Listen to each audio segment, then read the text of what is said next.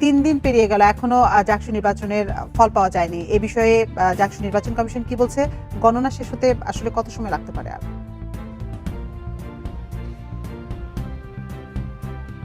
জি, এই মুহূর্তে আমি কিন্তু আছি জাহাঙ্গীরনগর বিশ্ববিদ্যালয়ের নির্বাচন কমিশন কার্যালয়ের ঠিক সামনে। ভেতরে কিন্তু নির্বাচন কমিশনের কার্যালয় এখনো কিন্তু ভোট গণনা চলছে। কিছুক্ষণ আগে সর্বশেষ তথ্য অনুযায়ী 12টি হলের ভোট গণনা শেষ হয়েছে এবং তারপরেও আমরা দেখেছি তারা কিন্তু ভোট গণনা করছে। তারা কিন্তু 13 নম্বর যে হলের ভোট গণনা ভেতরে চলছে এবং এই ভোট গণনা কখন শেষ হবে এবং কখন ফলাফল ঘোষণা করা হবে এই বিষয়ে আমাদের কিন্তু কোনো আনুষ্ঠানিক ঘোষণা দেওয়া হয়নি। আমরা কিন্তু সকাল থেকেই জাহাঙ্গীরনগর ক্যাম্পাসে উপস্থিত হয়ে দেখেছি তারা কিন্তু বিগত যে বৃহস্পতিবারের বিকেল 5টায় যে ভোট প্রদান শেষ হয়, এরপর রাত 10টা থেকে যে ভোট গণনা শুরু হয় সেটি কিন্তু আজকে শনিবার পর্যন্ত চলছে। আমরা যদি একটু ধরে নেই তারা যেই গতিতে এই 12টি হলের ভোট গণনা করেছে, তারা যদি এই গতি বজায় রাখে আজকে কিন্তু সন্ধ্যা থেকে রাত অবধি সময় লাগতে পারে জাকসু নির্বাচনের ফল ঘোষণায়। কিন্তু আনুমানিক কত সময় লাগবে এই বিষয়ে কিন্তু আমাদের কোনো এখন পর্যন্ত আনুষ্ঠানিক ঘোষণা দেওয়া হয়নি। আমরা এখানে এসে কয়েকজন সাধারণ শিক্ষার্থীর সাথে কথা বলেছি, তারা আমাদের যেই বিষয়টি জানিয়েছে নির্বাচন কমিশনের অব্যবস্থাপনাকে তারা দায়ী করছে এই ভোট গণনা এবং ফল ঘোষণা নিয়ে।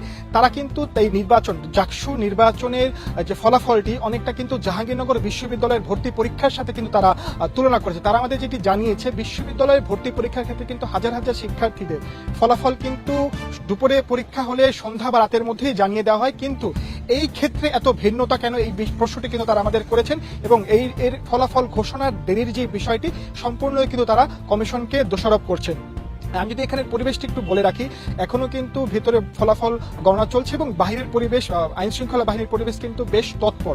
পুলিশ বাহিনী, এপিবিএন, র্যাব, বিজিবি, বেশ কয়েকটি আইন শৃঙ্খলা বাহিনীর বেশ কয়েকজন সদস্য কিন্তু ক্যাম্পাসে ছড়িয়ে ছিটিয়ে বিভিন্ন জায়গায় অবস্থান করছে, যাতে করে শিক্ষার্থীদের মাঝে বা অন্য কেউ তৃতীয় পক্ষ অবস্থান নিয়ে এই ভোট গণনা এবং জাকসু নির্বাচনকে কেন্দ্র করে কোনো ধরনের বিশৃঙ্খলা বা অনাকাঙ্ক্ষিত পরিস্থিতি সৃষ্টি করতে না পারে।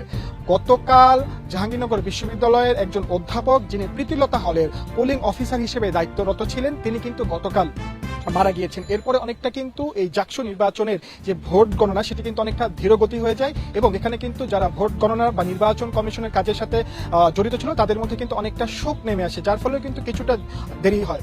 আমরা কয়েকজন নির্বাচন কমিশনের কয়েকজন কর্মকর্তার সাথে কথা বলেছি, তারা আমাদের যেটি জানিয়েছে তারা কিন্তু যখন এই ভোট প্রদান হয় বা প্রার্থীরা ভোট দেয়, বিভিন্ন শিক্ষার্থীরা ভোট দেয়, তারা কিন্তু একটা মানসিক প্রস্তুতি ছিল যে ওএমআর শিটে ভোট দেওয়া হয়েছে, এটা কিন্তু অনেকটা মেশিনের মাধ্যমে কিন্তু ভোট গণনা হবে, কিন্তু পরে সিদ্ধান্ত হয় যে ম্যানুয়াল পদ্ধতিতে ভোট গণনা করা হবে। তারা কিন্তু যথেষ্ট পরিমাণে মানসিকভাবে প্রস্তুত ছিল না এবং লোকবলও কিন্তু যথেষ্ট ছিল না। এরই ধারাবাহিকতায় কিন্তু গতকাল লোকবল বাড়ানো হয়েছে, কিন্তু তারপরেও কিন্তু রাতের মধ্যে তারা কিন্তু ভোট গণনা করতে পারেনি। কিন্তু রাত পেরিয়ে এখন সকাল, এখনো কিন্তু ভোট গণনা চলছে। এই ভোট গণনা কখন শেষ হবে এটি কিন্তু এখনো অনিশ্চিত। কিছুক্ষণ পর আমরা নির্বাচন কমিশনের কর্মকর্তার সাথে আবার কথা বলবো, তখন আমরা আপনাদের সামনে আরো বিস্তারিত তথ্য উপস্থাপন করতে পারবো। এই ছিল জাহাঙ্গীরনগর বিশ্ববিদ্যালয় থেকে জাকসু নির্বাচনের সর্বশেষ তথ্য। জাকসু নির্বাচনের ফল গণনার সবশেষ তথ্য জানাচ্ছিলেন আমাদের সহকর্মী সাজ্জাদ হোসেন।